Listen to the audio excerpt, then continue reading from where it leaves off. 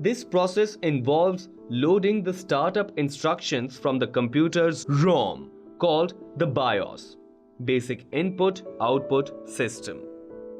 This is followed by loading the operation system from the current boot disk.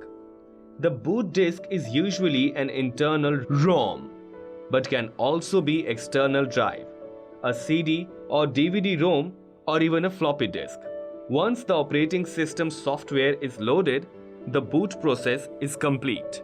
Once the operating system is loaded, you can open your application on which you want to work, like MS Word, PowerPoint, Excel, Flash, AutoCAD, web browser, etc.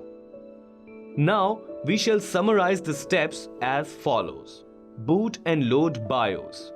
Load operating system. Load application software. Kindly tell me about the softwares. I will explain them in the software chapter. Baba, you also mentioned that ROM is volatile. Kindly explain further. Listen carefully.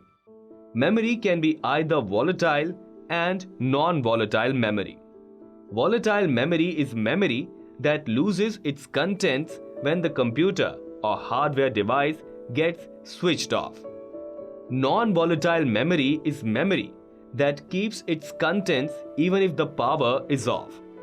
Baba, I have here two memories, that is RAM and ROM. No, Vidya.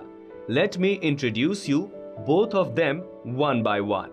Now, first one is ROM. It is non-volatile memory that retains the data even when power is switched off. ROM is used for storing programs that are permanently residents in the computer. ROM portion of main memory is needed for programs like Bootstrap Loader, which start the computer operating system when power turned on. Got it, Baba? Okay, Vidya. Note down some important point about ROM, that is, read-only memory. ROM is basically used to store permanent programs, such as program for the functioning of the monitor. There are 5 basic ROM types. ROM, read-only memory. PROM, programmable read-only memory. EPROM, erasable programmable read-only memory. EEPROM, electrically erasable programmable read-only memory. Flash EEPROM memory. Each type has unique characteristics, but all types of ROM memory have two things in common.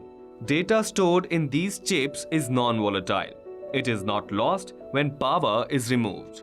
Data stored in these chips is either unchangeable or requires a special operation to change. It requires programming of complete data when the chip is created.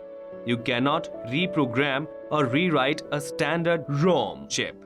If it is incorrect or the data needs to be updated, you have to throw it away and get a new one. They use very little power, are extremely reliable, and in the case of most small electronic devices, contain all the necessary programming to control the device.